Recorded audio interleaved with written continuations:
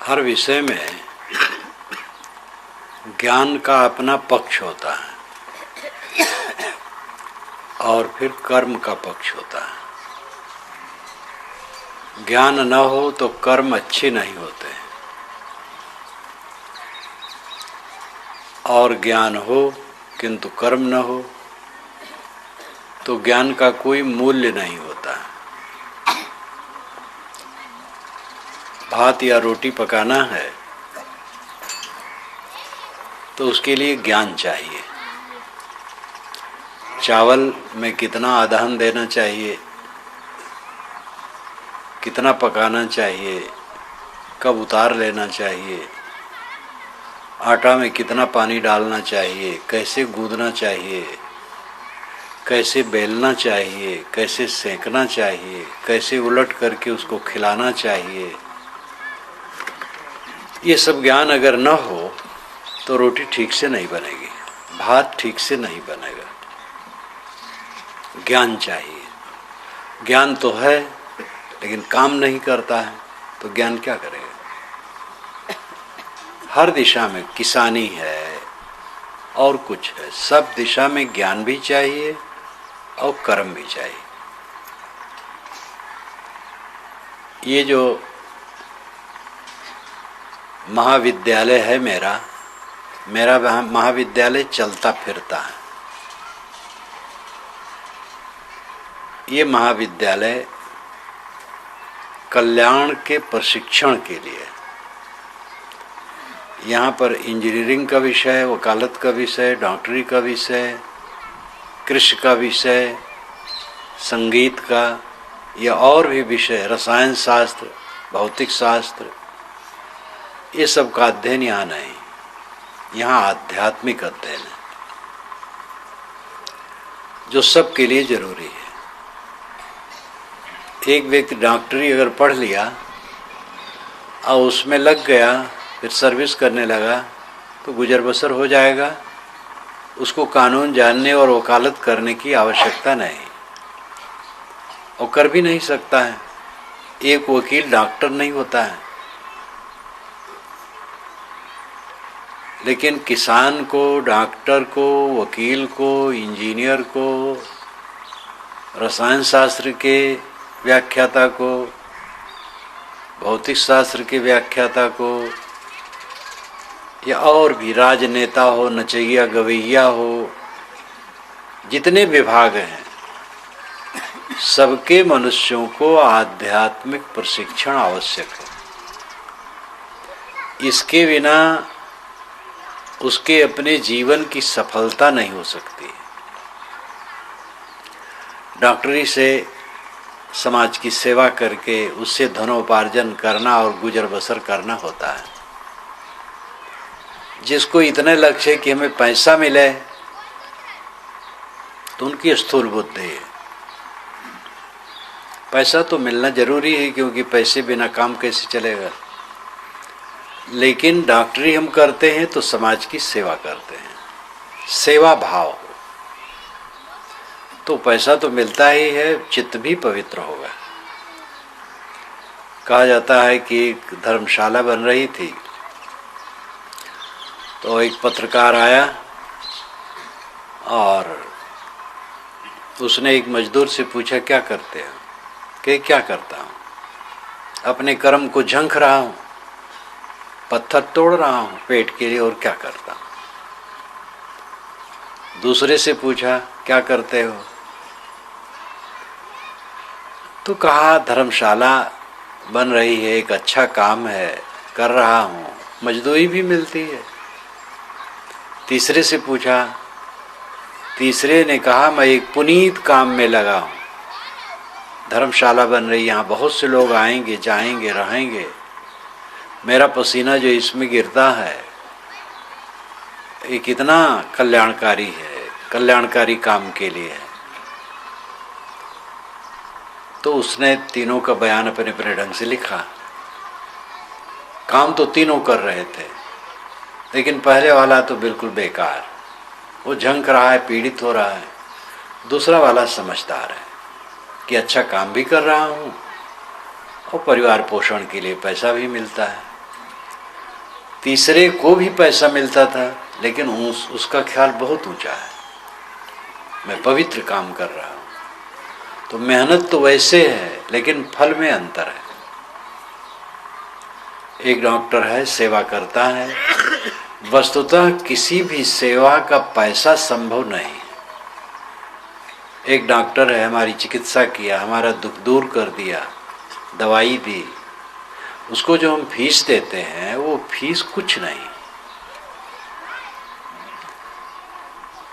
एक दुकान से मैंने 1 किलो चावल खरीदा, पकाया और हम 4-6 लोग थे, खाए, पेट भर गया। 1 किलो का दाम 10 रुपया दिया, तो वस्तुतः 10 रुपया उसका दाम नहीं, दाम है ही नहीं। भूख लगी थी और भूख की निवृत्ति के लिए जो हमारा सहारा बना वो 10 रुपया क्या है। हम 6 लोग खाए 10 रुपये में, अकेले ही खाते 10 रुपये में भी, तो फिर 10 रुपये कुछ नहीं। किसी भी दिशा में देख लो, हम टिकट कटाते हैं, रिजर्वेशन करवाते हैं ट्रेन में, 400 रुपया मानो यहाँ से इलाहाबाद का लगता है, 400 नहीं लगता होगा एक बात का, तो 400 रुपये उसका दाम क्या है। यहाँ से इलाहाबाद पहुँच जाना आराम से, लेटे सोए, 400 रुपया कुछ नहीं। कोई भी किसी भी चीज़ का हम उपयोग करते उसमें जो पैसा देते हैं वो पैसा कुछ नहीं, उसका मूल्य बहुत ज़्यादा है। ज्ञान का ग्रंथ एक है, 2 रुपये में खरीदे और उससे हमारी बुद्धि बदली। 2 रुपया क्या, 1000 रुपया, लाख रुपया कुछ नहीं उसके सामने। लेकिन व्यवहार के लिए थोड़ा पैसा रखा जाता है जिससे कि आदान प्रदान हो सके। सेवा भाव अगर है तो जितनी सेवाएं हैं सब में मनुष्य का चित्त शुद्ध होता है। एक दुकानदार है, ग्राहक को सौदा देता, सबको भगवान भगवती मानता है, पारिश्रमिक कुछ लेता है मुनाफा, बिना उसके लिए काम कैसे चलेगा। लेकिन उसके मन में है कि हम भगवान भगवती की सेवा करते हैं, तो उसकी दुकान का काम पूजा बन जाएगा। इसीलिए साहब ने कहा है, जो कुछ करो सो पूजा, मैं जो करता हूँ सो पूजा है। पवित्र भावना पूर्वक सारा काम पूजा बन जाता है। तो डॉक्टर हो, मास्टर हो, वकील हो, कुछ भी, कोई भी हो, जो कुछ उसे हम मेहनताना देते हैं वो कम है, उसकी सेवा बहुत है। सेवा भाव से लोग करें, सेवा भाव से कम लोग करते हैं, इसलिए वो मजदूर भर है, मजदूरी मिल जाती है और चित्त शुद्ध नहीं होता है। तो जो स्थूल सेवाएं हैं उनका भी दाम नहीं है। भोजन, फल या और कोई चीज है, किसी का भी दाम नहीं है। लेकिन अध्यात्म का दाम तो हो ही नहीं सकता है।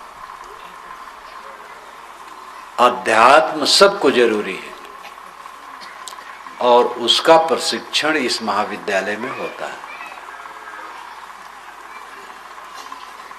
ज्ञान किस दिशा का ज्ञान, जिससे चित्त निर्भ्रांत हो, आचरण पवित्र हो, आत्मा को शांति मिले।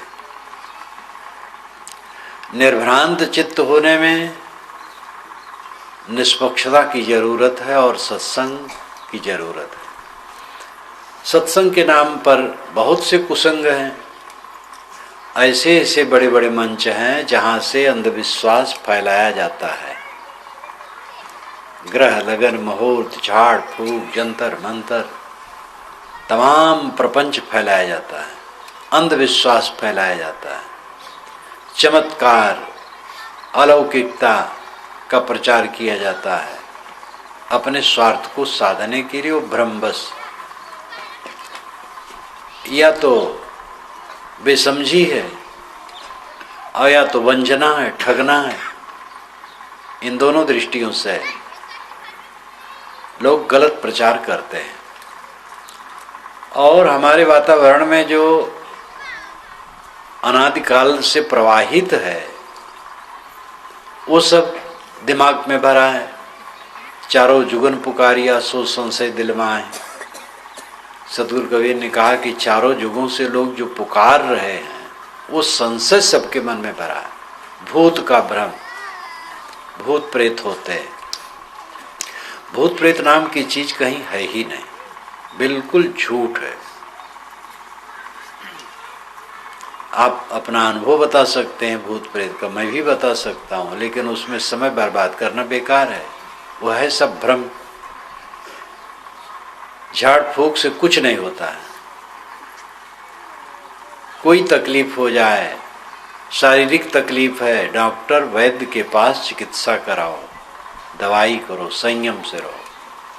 चेचक है, हैजा है या और भी प्रकोप है, सब रोग है। भूत प्रेत लग गए, आपके खेत से 4 बोझा धान काट गया, कोई कहे भूत प्रेत काट ले गया, आप कभी नहीं मानेंगे। हाँ, बीमार हो गए तो भूत प्रेत चढ़ बैठा। अगर आपको बीमार कर सकता है तो आपका धान भी काट सकता है, तो क्यों नहीं मानते कि धान काट ले गए? ऐसा कुछ नहीं है। भूत प्रेत नाम की कोई चीज नहीं। अंग फड़कने से कोई हानि लाभ नहीं होता है। दाहिना अंग फड़के, बायां अंग फड़के, कुछ नुकसान नहीं, कुछ फायदा नहीं। दिशा शूल नाम की कोई चीज नहीं होती है कि किसी दिशा में किसी दिन जाओ, कोई फर्क नहीं। चौथ का चांद भादों में देखते हैं तब, चौथ का चांद देखे तो कलंक लग गया, ऐसा कुछ नहीं। ग्रह पकड़े हैं, ग्रह आकाश में हमें कैसे पकड़े? हमें पकड़े तो आपको छोड़े कैसे? खुले आकाश में जितने लोग बैठेंगे दिन में, तो सूरज की गर्मी सबको बराबर लगेगी। किसी को लगे, किसी के न लगे, ऐसे कैसा होगा? और ग्रह लगा है तो पूजा करने शांत कैसे होगा? पूजा करके कोई जलते हुए बल्ब को बुझा दे, स्विच ऑफ न करे, पूजा करे और बल्ब बुझ जाए, तो मैं समझूं कि हाँ भाई, ग्रह भी शांत कर सकता होगा। कुछ भी नहीं है ग्रह शांत की बात। ग्रह टेढ़ा है, यही झूठ है। छींक दिया तो काम बिगड़ गया, छूछा घड़ा देखे तो काम बिगड़ गया, भरा घड़ा देखे तो बन गया, दोनों झूठ है। जा रहे थे, बिल्ली ने रास्ता काट दिया, बिल्ली को उधर जाना था, चली गई, आप क्यों परेशान हैं? अनेक मान्यताएं मनुष्य के दिमाग पर लदी। अच्छे पढ़े लिखे लोग 10, 20, 50 लाख का मकान बनवाए, तो मकान के बिल्कुल ऊपर एक काली हंडी उलट के रख देते, जिससे मकान नजरिया न जाए। मकान में नजर लग गई किसी की तो कट कट करके मकान गिरने लगेगा। कितना भ्रम है। एक अफसर का ट्रांजिस्टर बोलना बंद कर दिया तो बैगा को बोला कि वो झड़वाया ट्रांजिस्टर को, तो झड़वाने से कहीं वो बोलेगा? तो मशीन की गड़बड़ी थी। अनेक अंधविश्वास मनुष्य के दिमाग पर लदे हैं। आकाश में प्रेत, भूत, जिंद, बैताल घूम रहे हैं, देवी देवता घूम रहे हैं, आपके ऊपर चढ़ बैठते हैं, ऐसा कुछ नहीं। वेदों में प्राकृतिक शक्तियों को देव कहा गया है। पानी, आग, हवा, सूरज, चांद, पृथ्वी, ये सबको देव कहा गया है। जड़ पदार्थों को देव कहा गया है। इसीलिए जड़ पदार्थों से जब कष्ट होता तो कहते दैवी प्रकोप है। दैवी ताप का अर्थ क्या है? जड़ पदार्थों से कष्ट। आग से कष्ट हो गया, पानी से हो गया, पेड़ गिरा सिर पर, सिर फट गया, ये दैवी प्रकोप, दैवी ताप। मतलब प्राकृतिक शक्तियों से कष्ट हुआ तो दैवी ताप। उसको शुद्ध भाषा में आधिदैविक ताप कहते हैं। अधि कहते आधार को।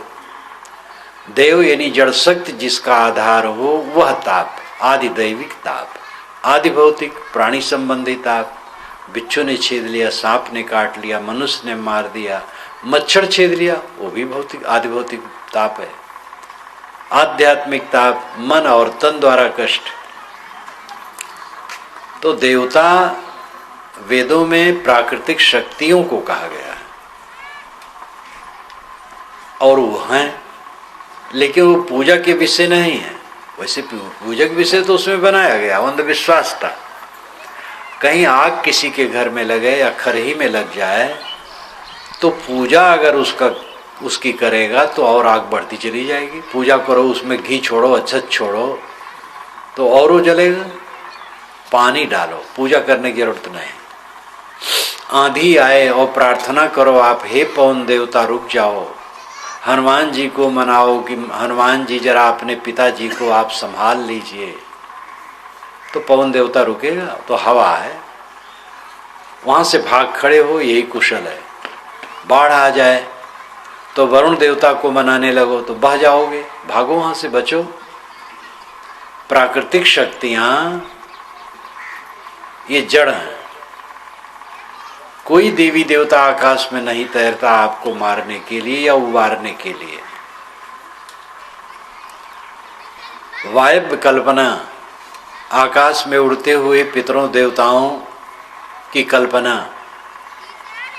झाड़ फूक जंतर मंतर सब भ्रांत से बने। कबीर साहब की वाणी में आज से 500 वर्ष पूर्व ये सब का निषेध हो गया। आज विज्ञान उसका निषेध कर रहा है। लोगों को आश्चर्य होता है। कबीर को कहा जाता है वो पढ़े नहीं थे, और महापुरुष ऐसा कहता है कि पढ़े लिखे उसके सामने फेल है। इतनी धारदार बात, और सामने है बीजक। आप बीजक पढ़िए, आदि से अंत तक बीजक ज्ञान की दहकती आग की तरह है, जिसमें कोई भ्रांति बच नहीं सकती है, सबका भस्मसात कर देने वाला। ये अद्भुत साहब का विवेक था। आपके कर्मों का प्रेरिता कोई नहीं है, आप स्वयं अपने कर्मों के करने में स्वतंत्र हैं। लोग कहते हैं कि जीव ईश्वर के अधीन है, ईश्वर ही प्रेरिता है। कठपुतलियां नाचती हैं, सूत्रधार जैसे नचाता है। ईश्वर सूत्रधार है, हम लोग कठपुतलियां हैं। अगर हम लोग कठपुतलियां हैं तो इस सत्संग के आयोजन की क्या जरूरत है? कठपुतली बिगड़ी नहीं है, न बन सकती है। मतलब वो स्वयं स्वतंत्र इच्छा तो उसमें है नहीं, लकड़ी पुतली है। सूत्रधार जैसे नचाएगा वैसे नाचेगा। अगर हम लोग सबको ईश्वर ही सब करवाता है तो हम लोग सुधार क्या करेंगे? बिगड़े भी नहीं, सुधरे भी नहीं। सब ही नचावत राम गोसाई, राम गोसाई सबको नचाते हैं, ये बात ठीक नहीं। गोस्वामी जी ने जो ये कह दिया, राम जी को बहुत बदनाम किया। राम गोसाई सबको नचाते हैं। कोई बीड़ी पीता है तो राम गोसाई पिला दिए उसको। एक शराबी को उन्होंने शराब पिला दिया है। पराई स्त्री को लेकर कोई भाग गया है तो राम गोसाई ने उसको राय दी है कि पराई स्त्री को लेकर उठा लेके भाग जाओ। ये गोस्वामी जी का कथन बहुत गलत है। सब ही नचावत राम गोसाई। राम गोसाई किसी को नहीं नचाते, सब अपने अपने दुर्गुणों से नाचते हैं, अपनी अपनी दुर्बुद्धि के नाते नाचते हैं। राम क्या करे बेचारे? राम ने स्वयं सामने बात आई तो राज छोड़ दिया। इतना निर्लोभी पुरुष, वे किसी को नचाएंगे क्यों? सब अपने अज्ञान से नाचते हैं। कर्ता स्वतंत्र होता है और स्वतंत्र कर्ता होता है, ये ध्यान दीजिए। वह कर्ता नहीं जो स्वतंत्र नहीं, और जो स्वतंत्र है वो कर्ता है। स्वतंत्र जो कर्ता होता है वही फल भोगता होता है। इसलिए ये जीव स्वतंत्र कर्ता है और अपने कर्मों का फल भोगता है। यह तथ्य है और इसी को स्वीकारने से कल्याण है।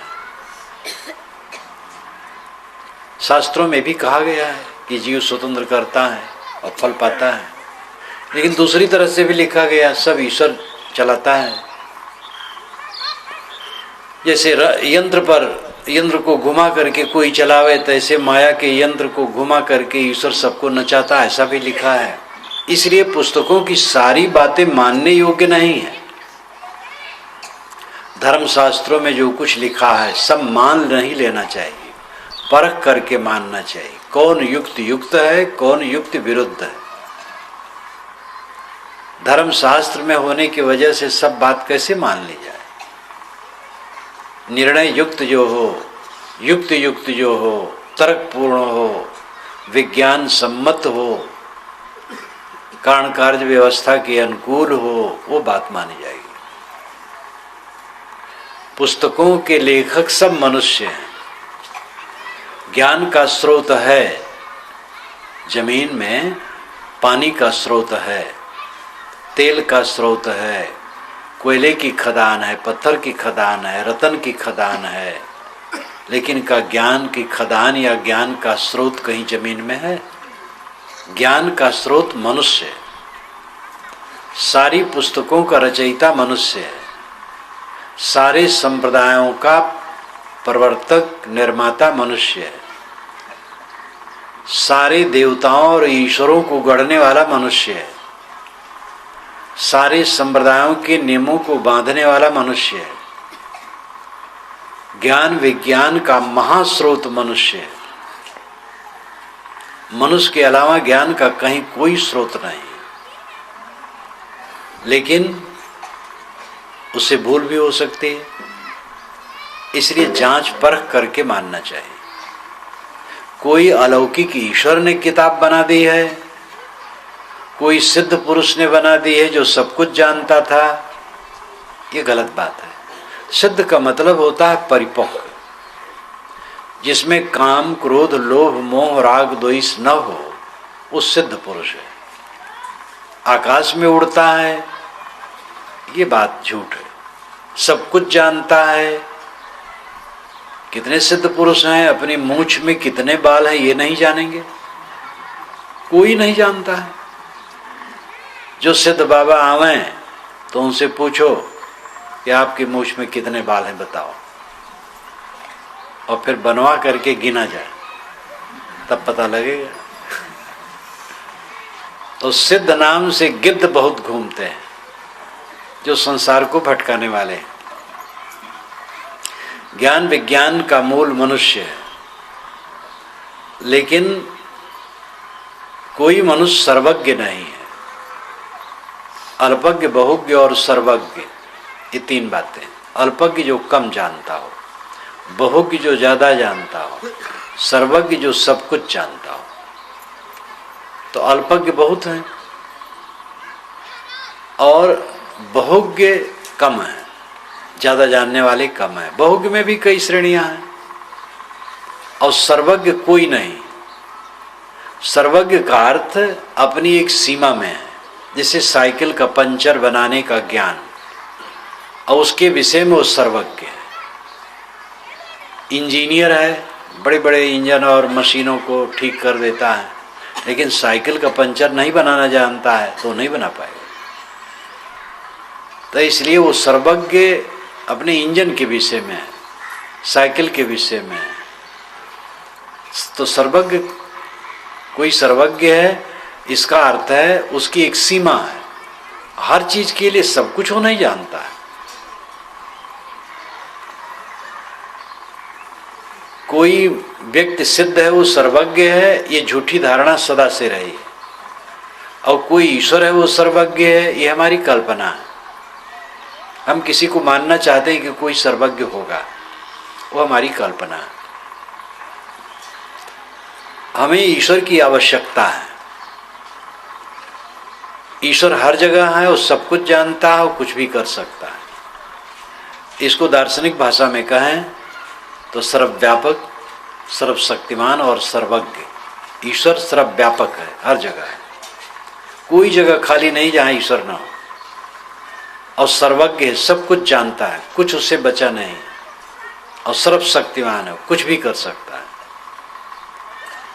इस चीज की हमें जरूरत है। अगर ऐसा हो तो दुनिया में दुख ना हो। जहां चोरी होने की बात है वहां भी ईश्वर है और जानता है और रोक सकता और रोक नहीं पाता। इसलिए लगता है हमारी धारणा वैसा है नहीं।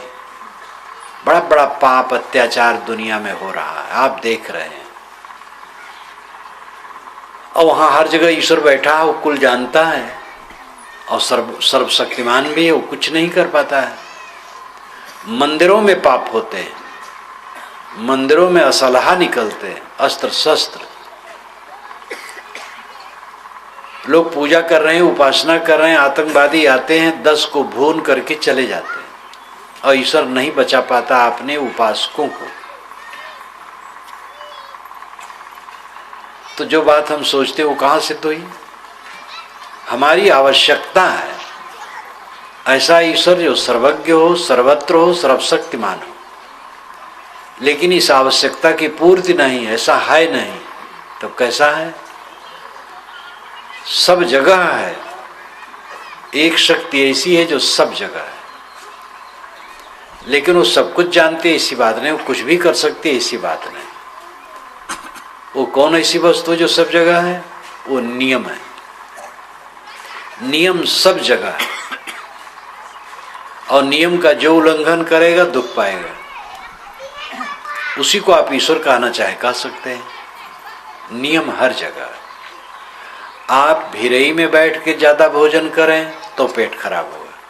पलारी में, दुर्ग में, बंबई में, अमेरिका में और चंद्रलोक में, जहां कहीं भी बैठ के भोजन ज्यादा करेंगे पेट खराब होगा। नियम हर जगह है। ऐसे आप और भी सोच लें। नियम सर्वत्र व्याप्त है और नियम को पहचानना और नियम के अनुसार चलना सच्चा ईश्वर मानना है। वो नियम एक स्वभाव है, वो कुछ जानता नहीं है और कुछ भी नहीं कर सकता है, अपने कारण कार्य व्यवस्था के अनुसार ही करेगा। जैसे आप ज्यादा भोजन कर लिए तो कुछ भी ऐसा नहीं नियम कर सकता कि 1 फीट आपको बढ़ा दे या 1 फीट घटा दे। पेट खराब करेगा। पेट खराब होने से बार पेट खराब हो तो नया रोग हो सकता है। नियम तो नियम है। नियम में जो व्यतिक्रम होगा उस व्यतिक्रम के अनुसार फल होगा। इसलिए नियम के अनुसार चलना असली ईश्वर को मानना। लोग कहते ईश्वर न माना जाएगा तो पाप बढ़ेगा। पाप इसमें बढ़ने कोई बात ही नहीं। ऐसे ईश्वर को तो माना ही जा रहा है जो हर जगह है और कर्म फल उससे मिलता है, वो है नियम। गलत करेंगे दुख पाएंगे, पाप बढ़ने की इसमें कोई बात नहीं। अंधविश्वास से हम ऊपर उठे। ईश्वर एक विश्वव्यापी नियम है और दूसरा ईश्वर ये प्राणियों का समूह है, विराट स्वरूप भगवान। और तीसरा आध्यात्मिक ईश्वर आत्मा। आदि दैविक ईश्वर विश्वव्यापी नियम है, आदि भौतिक ईश्वर प्राणियों का समूह है, आध्यात्मिक ईश्वर आत्मा। आदि दैविक ईश्वर का मतलब है प्रकृति संबंधी ईश्वर, वो नियम है। आदि भौतिक ईश्वर का अर्थ है प्राणियों जो प्राणी हैं उस संबंधी ईश्वर। तो सब प्राणियों का समूह विराट स्वरूप भगवान है। ये देखो विराट स्वरूप भगवान यहाँ बैठा है। अब आध्यात्मिक ईश्वर आत्मा है जो सबके अंदर में है।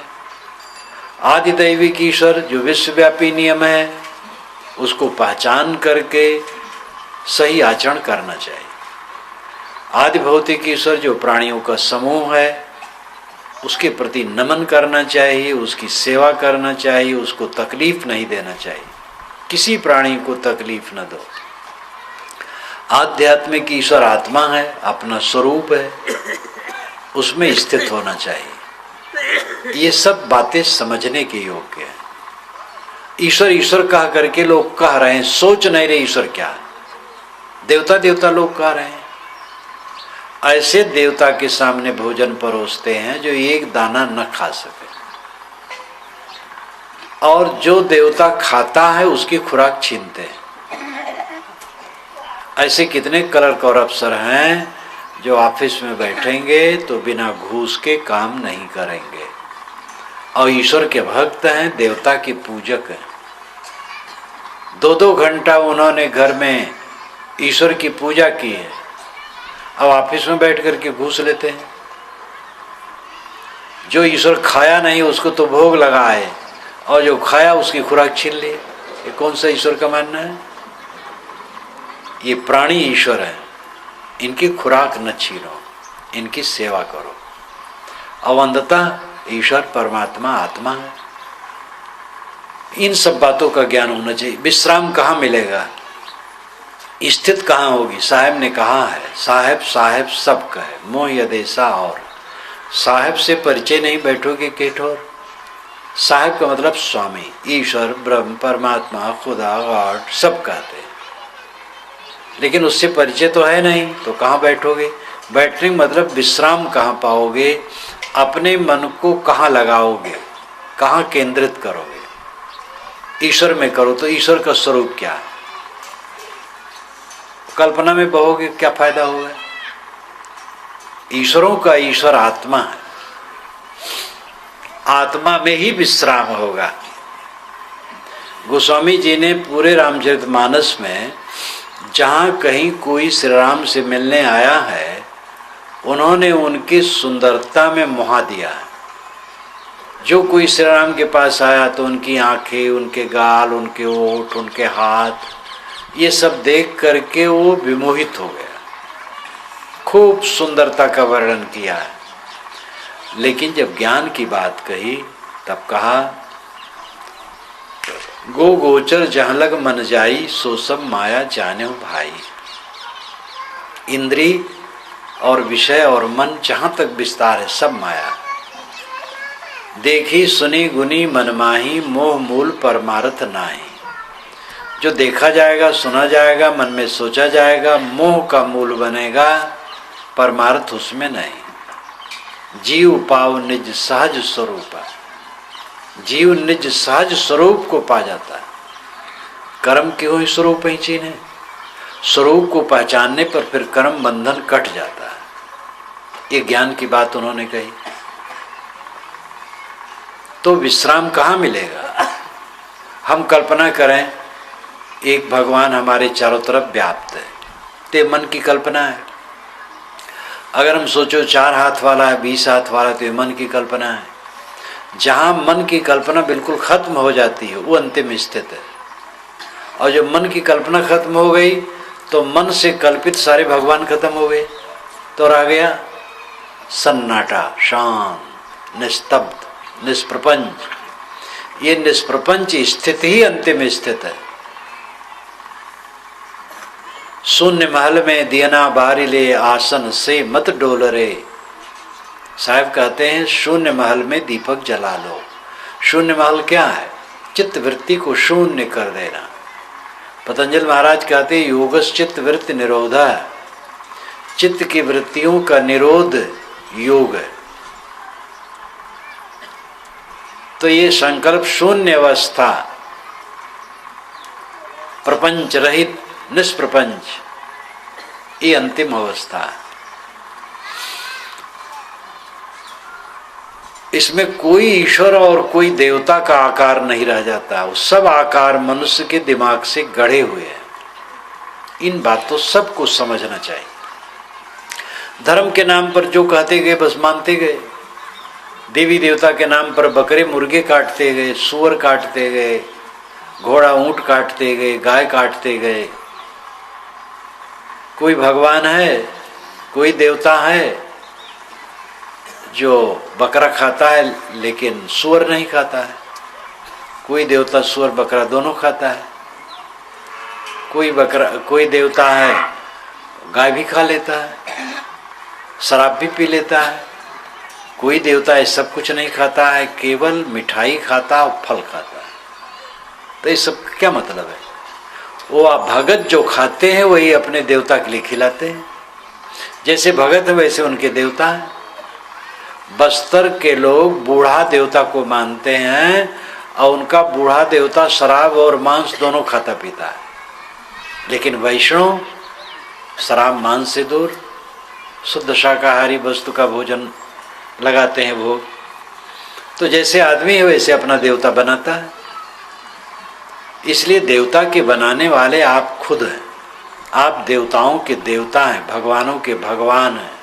अपने को पहचानो, अपने को जानो, ये सब ज्ञान का विषय है। भगवान की माया सबको नचाती है, लोग कहते हैं। ये भी बात बिल्कुल गलत है।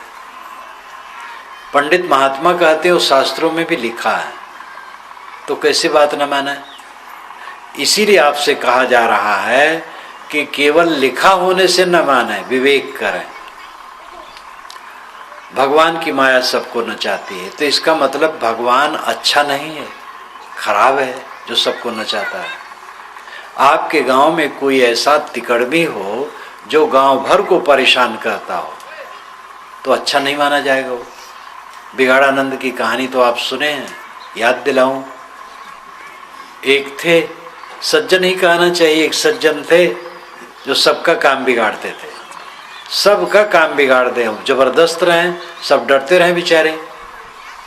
कहीं कोई जमीन खरीदता बेचता है तो पहुंच जाए, कहे लाओ 10,000 रुपये हमें, नहीं तो हम बिगाड़ देंगे, लिखवाने नहीं देंगे।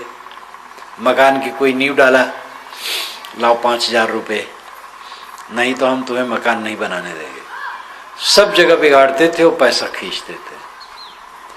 एक लड़की वाला, जो कि कई लोग थे, आए थे लड़का देखने, दरवाजे पर बैठे थे, उनको वर देखुआ कहते हैं, वर देखने वाले। और वर के पिता ने लड़के को 100 रुपये का नोट दे दिया था कि बेटा बिगाड़ानंद आ जाएंगे। उनका नाम था बिगाड़ानंद, सबका काम बिगाड़ते थे, तो गांव वाले उनको बिगाड़ानंद कहते थे। तो बिगाड़ानंद आएंगे, वो बिगाड़ देंगे, इसलिए 100 रुपये का नोट उनके चरणों पर रख करके पैर छू लेना। तो जैसे बिगाड़ानंद आए, बैठे कुर्सी पर, लड़के ने 100 रुपये का नोट उसके चरणों पर रख करके पैर छुआ। उसने कहा बेटा खुश हो जाओ, खुश हो, खुश हो, तुम्हारी मिर्गी जल्दी अच्छी हो जाए। अब बर देखने वाले सोचे ये तो लड़के को मिर्गी आती है भैया, तो यहाँ लड़की कौन दे। उठ करके सब चले गए। और रुपये 100 रहा इसलिए कम था, ज्यादा होता तो शायद न कहते हो। सब जगह बिगाड़ते थे। जब मरने लगे तो गांव वालों को बुलाए कि भैया मुझे बड़ा ताप हो रहा है, मैंने गांव भर को दुख दिया जीवन भर, अब मैं प्रायश्चित करना चाहता हूँ। जब मैं मर जाऊं तो मेरे मुंह में लकड़ी गाड़ दिया जाए, तब दाह किया जाए, क्योंकि मुंह ने ही हमारा सबका बिगाड़ा है काम। लोगों ने कहा नहीं हम क्षमा करते हैं, आप अब मत सोचिए ये सब। कहीं नहीं, मेरी आत्मा को शांति नहीं मिलेगी। तो लोगों ने कहा कोई बात नहीं, कर दिया जाएगा। मर गए 2 दिन में।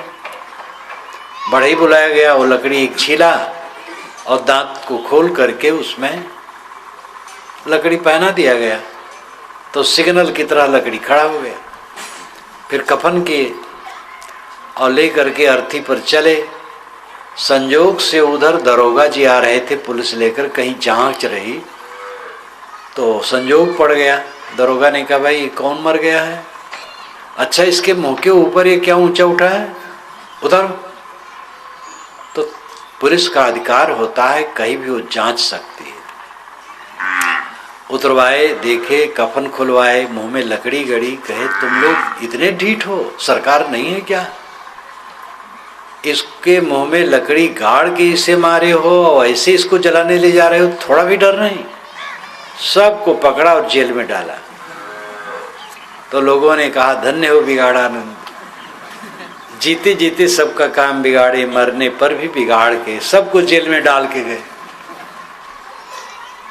क्या ईश्वर ऐसे बिगाड़ानंद है जो सबका काम बिगाड़ता है, सबको भटकाता है मोह माया बना करके? कितना गलत अर्थ लोग करते हैं। एक तरफ कहते हैं हम ईश्वर की भक्ति करते हैं और दूसरे तरफ ईश्वर को बदनाम करते हैं। ईश्वर की माया सबको भटका रही है। एक सज्जन से मैंने कहा सत्संग में आना, कि महाराज क्या करूं, भगवान ने ऐसी माया डाल रखी है, फुर्सत नहीं। अब गलत तो भगवान ने किया, वो तो गलत किए नहीं है, भगवान ने ऊपर से माया डाल दी इसलिए वो परेशान हो गए।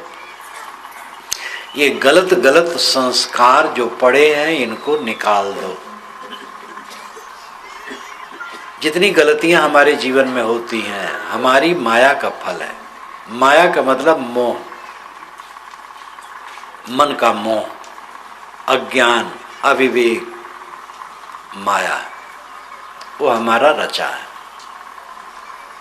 अज्ञान हमारा रचा हुआ है, भूल हमारी है। कबीर साहब ने आदमी को उसके कदमों पर खड़ा होने का उपदेश दिया। उपनिषद के ऋषियों ने यही उपदेश दिया। लेकिन पुराणों महाकाव्यों में कुछ ऐसी बातें आ गई हैं जो बड़ी उलझन की, और पुराणों महाकाव्य ही नहीं, नाना मतों की लीला है। चमत्कारी बातें, उलझन की बातें आ गई हैं। विवेकी बनो।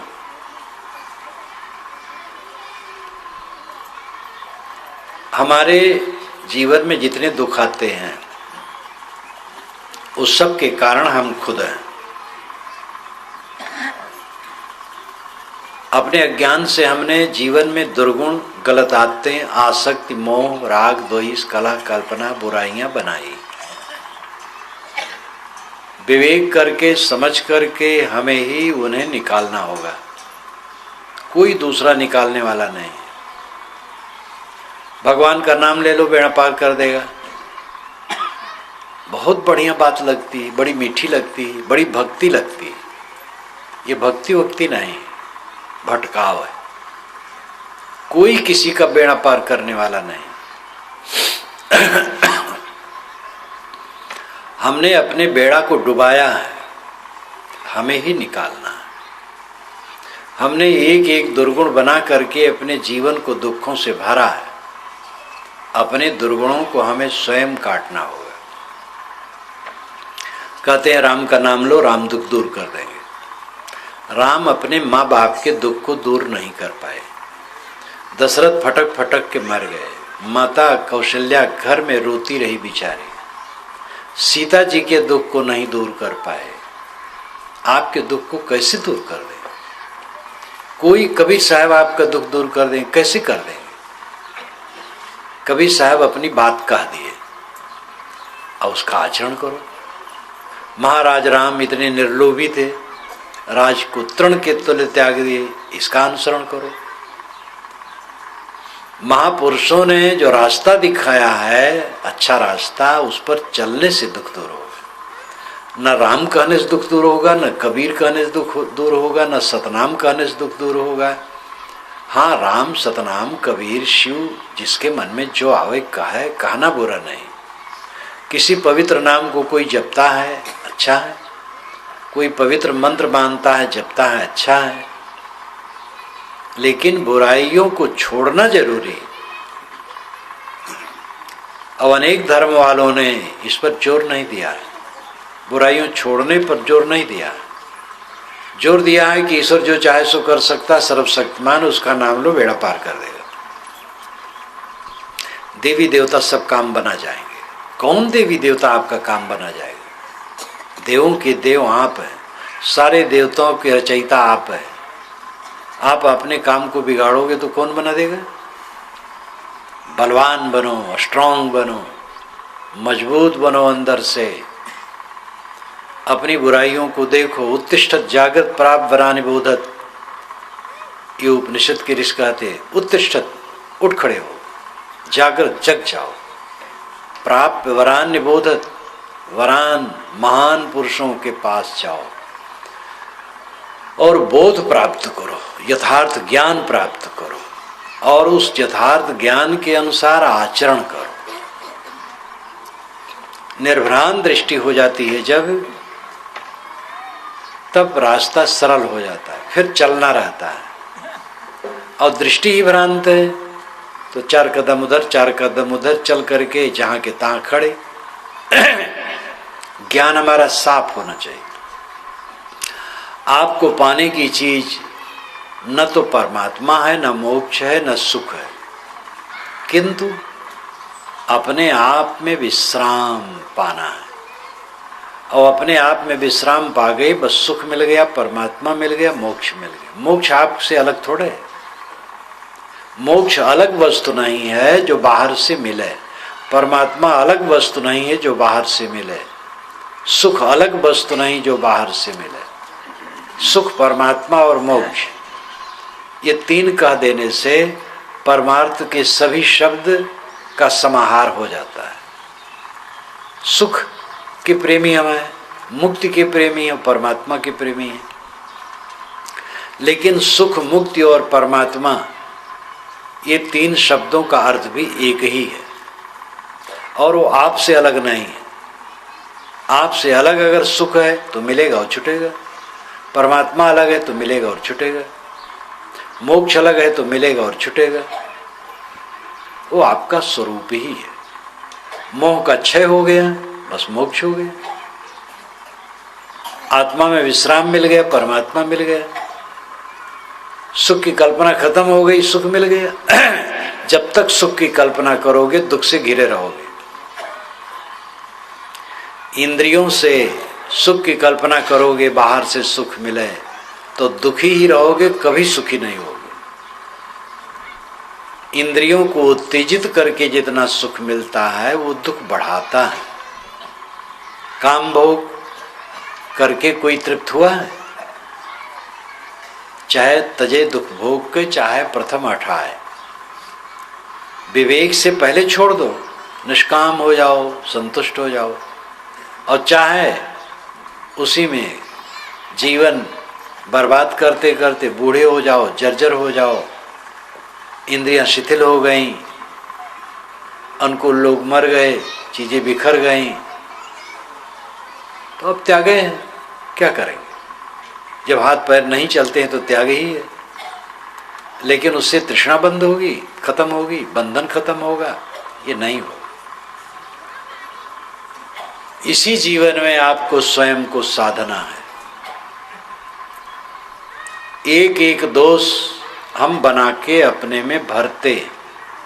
जन्म जब से लिए तब से क्या किए? खुराफात खुराफात खुराफात, कमाए धमाए, खाए पिए, कलह लड़ाई किए, झगड़ा लड़ाई किए, विवाद किए, काम भोग क्रोध लोभ मोह में भटकते रहे, और ये सब पसारा में दुर्गुण बटोरते रहे।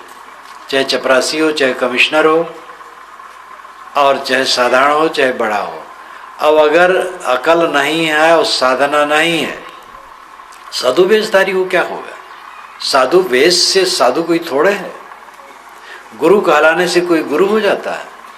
गुरु का मतलब दिव्य, अनासक्त। चेला बनाने से कोई गुरु नहीं होता है। चेला बनाना तो एक व्यवहार है, और उसी चेला बनाने के चक्कर में नहीं पड़ना चाहिए जो स्वयं अपने में संतुलित नहीं है, अपने में स्थित नहीं हो, चेला बना रहा है तो और डूबेगा। तो गुरु और साधु कहलाने से कोई कृतार्थ थोड़े हो जाएगा। वेश धर ले, गुरु बन जाए, साधु नाम धरा ले, महंत बन जाए, आचार्य बन जाए, मंडलेश्वर बन जाए, जगत गुरु बन जाए, इससे कोई कल्याण होने वाला नहीं।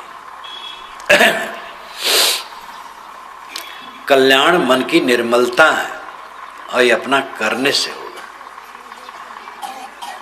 सबको साधना में लगने की जरूरत है, और ये स्वीकार लेना होगा कि न तो हमें कोई ईश्वर आदि नचाता है, न किसी ईश्वर इत्यादि की माया नचाती है, न भूत प्रेत हमें बाधा कोई डालने वाले हैं, न कोई देवी देवता हमारा नुकसान करने वाले हैं या फायदा करने वाले हैं। हमारा हित और अहित, हमारी दुर्बुद्धि और सुबुद्धि करने वाले हैं। दुर्बुद्धि रहेगी तो हम गलत काम करेंगे, सुबुद्धि रहेगी अच्छे काम करेंगे। घड़ी बिगड़ जाती है, उसको सुधरवाने के लिए आप घड़ी साज के पास जाते हैं। मोटरसाइकिल बिगड़ जाए, उसकी भी मरम्मत के लिए आप जाते हैं, लेकिन बिगड़ी हुई बुद्धि को सुधरवाने के लिए आप कहाँ जाते हैं? कहीं कोई ऐसा सुधार के लिए दुकान नहीं खुली हुई है, वो सत्संग है। अब सत्संग के नाम पर भी महाकुसंग है, गाजा भांग उड़ा रहे हैं बाबा, धत तेरी के कर रहे हैं, तो वहाँ सत्संग नहीं और लटसंग है। साधु वेश धरे हैं, आचरण ठीक नहीं है, छल छल में भरा है, तो उनकी संगत से और खराबी होगी। जो सही संत हैं, सज्जन हैं, गृहस्थी में हैं, कोई निर्मल विचार के गृहस्थ सज्जन हैं और विवेकवान संत हैं, इनकी संगत से सुधार होगा। गृहस्थ विरक्त दो धाराएं हैं और दोनों में अच्छे लोग हैं। गृहस्थों में भी कुछ अच्छे लोग हैं, समझदार, और अपने ढंग से वो साधना से चलते हैं, विचार से चलते हैं, किसी को धोखा नहीं देते और अच्छी राय देते हैं। और संतों से तो आशा की जाती है जितने वेशधारी सब ऐसे होंगे, लेकिन दुख है कि सब ऐसे नहीं होते। परंतु संतों में भी जैसे चाहिए ऐसे संत भी हैं। तो संत और भक्त दोनों में जो सही हैं, उन्हीं की संगत से सद्बुद्धि मिलेगी। सद्बुद्धि से सत्कर्म में प्रवृत्त होगी, सत्कर्म से धीरे धीरे अपने हृदय की गंदगी निकलेगी और ज्ञान का प्रकाश बढ़ेगा। इसलिए हमारी समझ सही होनी चाहिए और समझ सही के साथ सही आचरण होना चाहिए। ऊपर अपने ऊपर आ गया कि जो हम करेंगे वही भरेंगे, तो कर्म सुधारो, जल्दी जल्दी काम करो, जो गलतियां छोड़ो, काम की लंपटता छोड़ो, संयमी बनो, क्रोध न करो, विवाद न करो, किसी बुराई के चक्कर में न पड़ो, अपने आचरण को सुधारो। जोर से लग जाओगे बहुत जल्दी काम होगा। ज्ञान और उसी के साथ कर्म, समझ हो और समझ के अनुसार आचरण करे तो जीवन बहुत जल्दी बदलेगा। समय भागा जा रहा है, समय किसी की प्रतीक्षा नहीं करता है। कहते एक देवता होता था, वो 12 बजे मंदिर में आता था और उसकी चोटी आगे रहती थी, पीछे सफाचट रहता था। जब पहुंच जाए वो देवता, उसकी चोटी पकड़ लो तो जो चाहो वो दे देता था, और जैसे लौटता था तो पीछे सफाचट पकड़ने कोई जगह नहीं रहती थी, वो चला जाता था। ये कोई देवता नहीं, ये समय देवता है। दोपहर का समय है, अपनी जवानी, आप जब स्वस्थ हो गए, समझदार हो गए, जवान हो गए, तो समय देवता आपके सामने आता है, उसके सामने चोटी है, पकड़ लो, काम कर लो। यानी जवानी आई, स्वस्थ समय है, जल्दी से अपने कल्याण का काम कर लो। जब वो लौटेगा तो पीछे सफाचट है, समय बीतेगा, फिर फटकते रहो, कुछ पाओगे नहीं और हाथ मल करके रह जाना पड़ेगा। इसलिए जब तक शरीर निरोग है, समझ ठीक करके अपने कल्याण के काम में लगना चाहिए। ज्ञान के विषय में मैंने कई बातें कही, उन बातों पर मनन करें, चिंतन करें, ऐसा अध्ययन करें। पारक सिद्धांत की पुस्तकें निर्भ्रांत ज्ञान देती हैं, अन्य पुस्तकों में भी ज्ञान तो रहता है, लेकिन फिर बीच में गड़बड़ियाँ रहती हैं और वो सब कराधारा खराब कर देती है। जैसे मैं 1 घंटा बोलूं कि सदैव सत्य बोलना चाहिए, इस पर बोलूं, किंतु उठते समय कहूं झूठ बोलने में कोई खराब नहीं है, तो 1 घंटा का प्रवचन हमारा बेकार हो गया। अनुमान कल्पना के ग्रंथ जिसमें भरे हैं, ज्ञान की बातें बीच उसमें भी है बीच बीच में, लेकिन बीच बीच में इतना गड़बड़ा दिया गया है कि सब करा कराए चौपट हो जाता है। पारक सिद्धांत ऐसा है, कबीर वाणी ऐसी है जो सदैव नीरछीर विवेक करती है। ये बहुत बड़ी बात है। 2, 2, 4 ये निर्णय कबीर वाणी देती है। इसी आपके छत्तीसगढ़ में पुरा काल की बात है, मैं था जब बड़ा समाज नहीं होता था, 40-50 लोग बैठे थे आंगन में, मैं बोल रहा था कबीर साहब के साखी के आधार पर। ग्रेजुएट लड़के भी बैठे थे, कई लोग बैठे थे, शिक्षित समाज था। तब जब प्रवचन खत्म करता था तो मैं ये भी पूछ लेता था, भाई जिसको जिस पूछना हो पूछे। अब तो न समय रहता इतनी भीड़ में, न फिर समय बोल सकता हूँ पीछे। तो एक ग्रेजुएट लड़का हंस के बोला, लड़का ही नहीं तो 30 वर्ष का था, कहे महाराज दूसरे की वाणी होती तो प्रश्न होता, कबीर वाणी में क्या प्रश्न हो सकता है, तो साफ साफ है। एक बार एक श्रीमद् भागवत कथाकार पंडित से, ये अयोध्या के उत्तर की घटना, पंडित श्रीमद् भागवत कथा कह रहे थे, तो एक भक्त आया, कहा महाराज मुझे रामायण में एक शंका है। पंडित जी ने कहा मुझे पूरे रामायण में शंका है, मैं क्या आपका उत्तर दूंगा तो सब हंसने लगे। रामायण में ऐसी ऐसी बातें हैं जिसका समाधान कोई नहीं कर सकता। अच्छी बातें भी हैं, उन अच्छी बातों को लो, और बहुत ऐसी बातें हैं जिसका समाधान कोई नहीं कर सकता। समाधान है ही नहीं, भावुकतम कह दिया गया है। तो इसलिए पक्षपात की जरूरत नहीं है, सब अपने हैं। रामायण अपनी है, गीता अपनी है, कुरान, वेद, बाइबिल, गुरबाणी सब अपनी है। रामकृष्ण अपने हैं, मोहम्मद ईसा अपने हैं, बुद्ध महावीर अपने हैं, कबीर तुलसी अपने हैं, हिंदू मुसलमान ईसाई यहूदी सब अपने हैं, पराया कौन है। लेकिन उन अपनों में सच्चाई अपनी है, झूठाई से हमारा कल्याण नहीं होगा। मान लो कबीर साहब की वाणी कोई गलत हो तो उसको मान करके हमारा क्या कल्याण होगा? अच्छी वाणी से कल्याण होगा, बुरी गलत वाणी से नहीं होगा। लेकिन कबीर वाणी में गलत है नहीं, ये विशेषता है। जो कहते हो तर्कपूर्वक कहते, किंतु अगर गलत कहीं हो तो उससे कल्याण नहीं, कल्याण सत्य से। हमारा संबंध आत्मा का न तो कबीर पंथ से है, न वैष्णव से है, न वेदांत से है, न मुसलमान ईसाई बुद्ध जैन से है। आत्मा का संबंध आत्मा से है।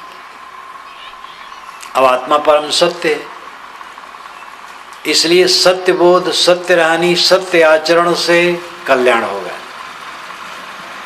कबीर साहब के विचार हैं और उनके विचारों के अनुसार मैं कहता हूँ, और साथ साथ ये विश्व सत्ता का स्वर है। अब आप सब इसको तौल सकते हैं। तो मेरे कथन का विषय था कि हमारा ज्ञान सही होना चाहिए, सब दिशाओं में जो कल्याण का विषय है। ज्ञान सही प्राप्त करके फिर आचरण करना चाहिए। ज्ञान सही नहीं है तो आचरण सही नहीं होगा, और ज्ञान सही हो गया आचरण नहीं किया तो ज्ञान मात्र रह गया, तो भी काम नहीं होगा। निष्पक्ष होकर के हमें सच्चे ज्ञान का अर्जन करना चाहिए और उसका आचरण करके अपना कल्याण करना चाहिए। इसी के साथ मैं अपनी वाणी को विराम देता हूँ।